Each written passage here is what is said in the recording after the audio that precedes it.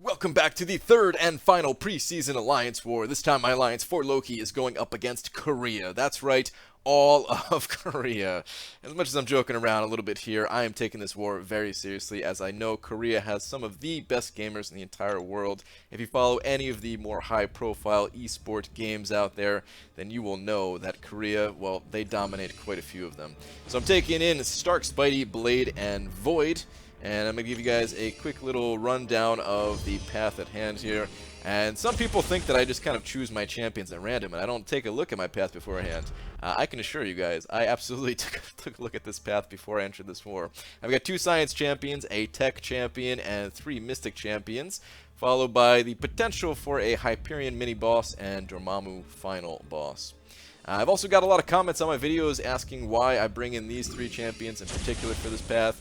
And why I'm not bringing in other champions, and I'll get to that as we get to those fights. For example, the final node in here is a poison node, and people are wondering why I'm not taking in a poison immune. You guys will see. You guys will see. Anyway, this first node is a 5-star Science Champion with Limber and Enhanced Special 1, and I'm thinking it's OG Spidey, but then I see Quake in the profile, and now I don't know what to think, to be honest. I'm thinking, okay, it could be Quake, it could be OG Spidey. OG Spidey has an extremely low prestige, so it wouldn't show up in the profile if this person had other 455s, so could still be that Spidey. Go ahead and pop a 20% boost here. Like I said, definitely taking this war seriously. Got to remember to boost up in more of these wars. The last couple kind of slipped my mind. But anyway, this first node, it is OG Spidey. Okay, so no problem.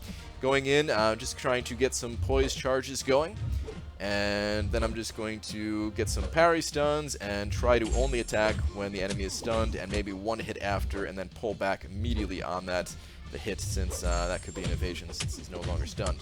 And the fight goes pretty well. Only take, 1% damage as chip damage, so yeah, definitely about as good as you could expect for the first fight. Now the next node up, it is a Science Champion as well, and I am fully expecting to see another OG Spidey, as this is going to be a stun immune node, as you'll see in just a moment. But let me talk about the whole stun immune enhanced ability node in general here, because some people were suggesting that I bring in Iceman. And I could fit Iceman on this team if I dropped somebody, of course. The champion that I would drop is actually Void. Void, I bring in Void pretty much just for node 24, which is the healing, the buffet node, and I can reverse that healing and everything. And then I could have Iceman for a node like this, which is actually Miles Morales, which totally caught me off guard. I could play it a little bit differently, him being Miles Morales and not OG Spidey. I could just try to, get in one attack and then back out. Hopefully it'll get rid of his evasion charge, and then eventually all of them will be gone, and then I'll have an easy fight. So you'll see me doing kind of like light attacks here, trying to anticipate that evade. He is going to catch me on one of these attacks, as I try to intercept right there, and boom, he evades and immediately punches me before I can do anything. So he does get those couple of attacks on me. Kind of sucks.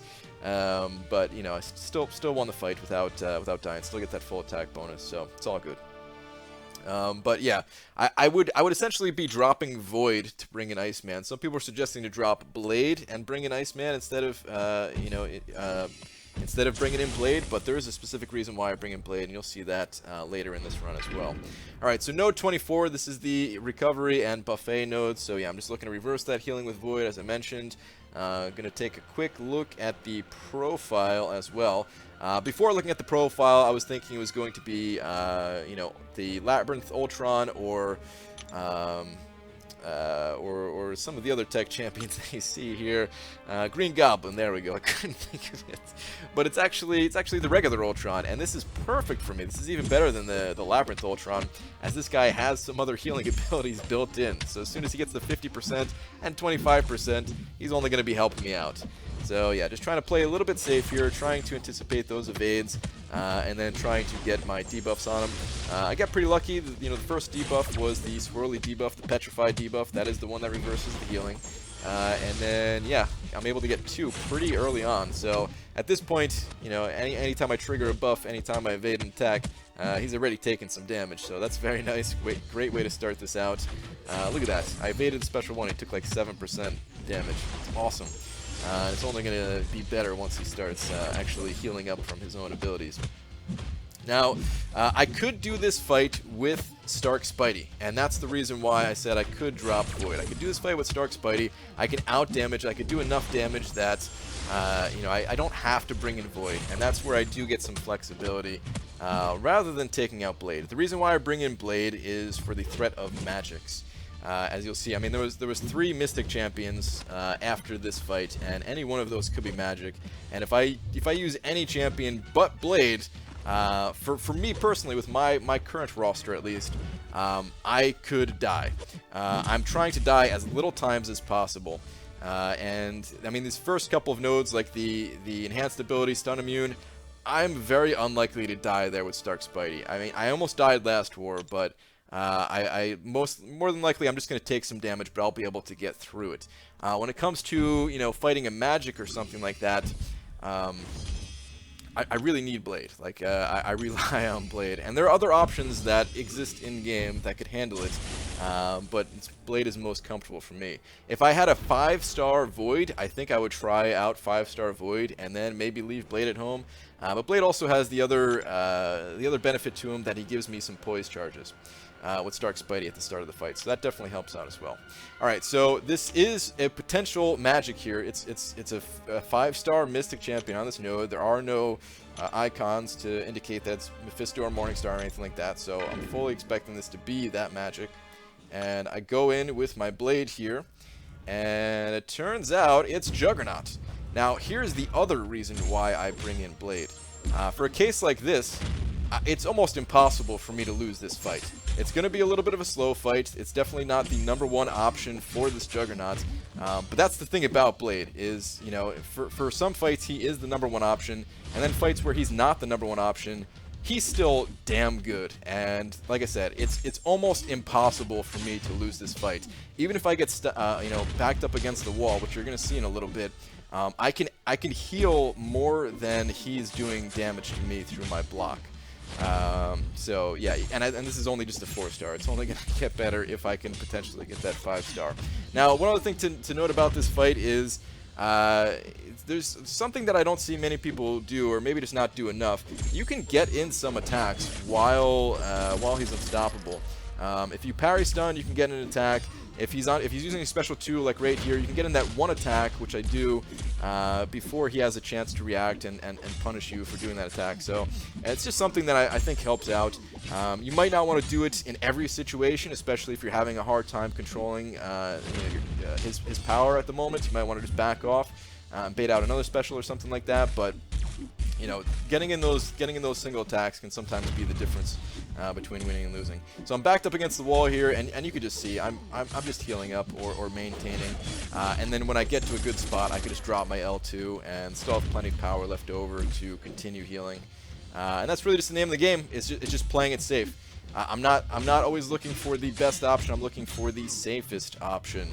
And you know, I could beat this guy with like OG Vision and then have a poison immune champion for the final node in this path. But like I said before, you'll see why I really don't even necessarily need a poison immune to get through this path. But yeah, this fight it's definitely on the long side, but it's almost over, especially with this L2. Oh yeah, drop that L2 in Assassin's range. Rip Juggernaut. That's without Danger Sense, of course, because I don't have the synergies. Now, something that I do kind of want to play around with is potentially bringing in Mephisto, but I think I would need a 5-star Mephisto to bring him into war on a path like this, unless I found like a really good counter, because Mephisto, you know, he's good against some champions and everything like that, but some of these other ones might not be the best, but he would give Blade the synergies. Now, something else that someone pointed out was how you can tell the difference between Morningstar and Mephisto. Actually, you see the blue persistent charge or buff, or icon at least. It says 0, which means that this is going to be Morningstar, and I didn't know that, so I appreciate that comment. Thank you very much. I do check the comments to try to learn as much as possible because, yeah, not the best fighter. Trying my best to improve though. So this is actually going to be Morningstar, but I didn't know it because I didn't read the comments on last video until after this war was already done. So I'm still thinking like, okay, is this Mephisto or is it Morningstar? I don't know. And of course, yeah, like I said, it is going to be Morningstar. And I am going to go in here with Blade. I am going to get, Danger Senses in this war, or this fight. And this is the Power Shield node, which means only specials hurt. And I make a pretty big mistake early on.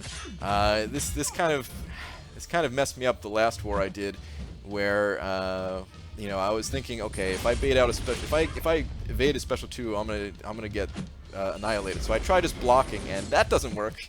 I almost die immediately right there. I'm down to 1%. So yeah, turns out you really got to evade that thing. I mean, knowing that this is Morningstar now, I should have went in with Stark Spidey, of course. So I could do like the auto evasion where I wouldn't be triggering Mist Dispersion, but yeah, it's too late for that.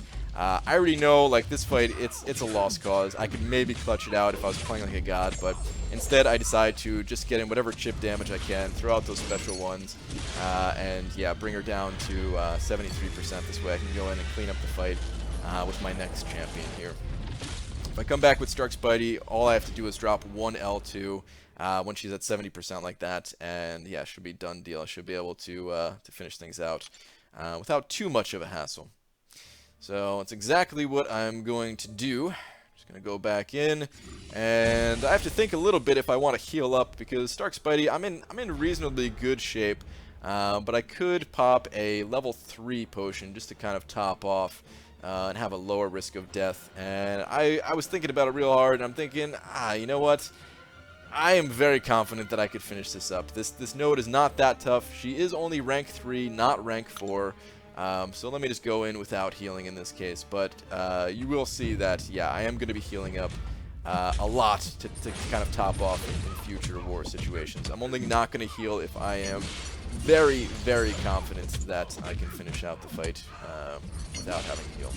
So just kind of try to build up power as much as possible, bait out these specials. Nothing to this with Stark Spidey, really. Trying to get some poise charges while also trying to manage the power and everything like that. Gonna bait out that special. She gains some power from Mystic Dispersion. Just gonna keep building up those poise, and I'm getting very close to special 2. I was a little bit scared to throw the special 2 here because I wasn't sure if it was gonna kill her. So I figured, let me bait out the special one more time. This way she's not gonna hit a special 3. Dash in, drop the L2, and yeah, that's a wrap. I could have definitely finished it out one combo earlier, but that's alright. That's alright. Trying to play it safe here. Like I said, playing it safe is the name of the game. There are ways to do these fights a little bit faster with different champions, a little bit cleaner perhaps, but it's all about that safety and securing as many attack bonus points as possible. Alright, so this last node up here, pay attention to the actual nodes, as this is going to be the poison node. You suffer 100% of your health as poison damage over 60 seconds, plus brute force, plus enhanced special 2. And I am going to be healing up my Spidey in this case. The plan for this node is just to deal damage so fast that the poison doesn't kill you. And I was debating on bringing in Blade for this particular fight. I'm thinking if this is magic, I kind of want to bring in Blade for this. It's just a 4-star. I looked at the profile. I saw, the 5-star. Magic was sitting in there and everything, and I'm thinking, you know what, even if this is a 4-star magic, I could probably kill fast enough with Stark Spidey. So I just go in with Stark Spidey, not knowing what to expect, and turns out it's Dormammu. And okay, that's a little bit scary for me just because I suck at fighting Dormammus, but I should be able to handle this. Get a few poise charges going, get the taunt going to reduce a little bit of that damage. And just going to try my best to get to an L2, which should be able to finish out the fight. I'm trying to not evade on these specials, that way I can just kind of naturally evade without getting degen on me. And I get to an L2, drop it, and rip Dormammu. Almost didn't get the crits quite what I was looking for, but there we go. The shock damage finishes him off. So, finished that fight, plenty of time left over without the poison killing me. So while having a poison immune champion would be lovely, if I took in OG Vision against that node and it happened to be magic, I would have died. If I took in Iceman against that node and it happened to be magic, I would have died. Perhaps with Mephisto, I don't have enough experience with him. Mephisto is definitely someone that I'm considering bringing in the future. But like I said, if I only have a 4-star Mephisto, then I think I would have died still. Not quite sure the interaction there, but I wish that I could fight this node, this Hyperion with Void, but this ended up being an extremely close alliance war, and somebody in my alliance, Dubes in particular, who's on that path that you can kind of see, that's to the left. He has a 565 magic and just absolutely dumped on this Hyperion as well as the final boss. So, yeah, we did end up winning this war, but like I said, it was very close. Good war to you guys. Korea, I'm sure we will meet again. And that is it for the preseason, guys. Alliance War Season 1 coming up next. Also, I'm going to show my masteries in a follow-up video here for anyone that's been asking about those as well. Thank you for watching, and I will see you guys in the next video. Take care.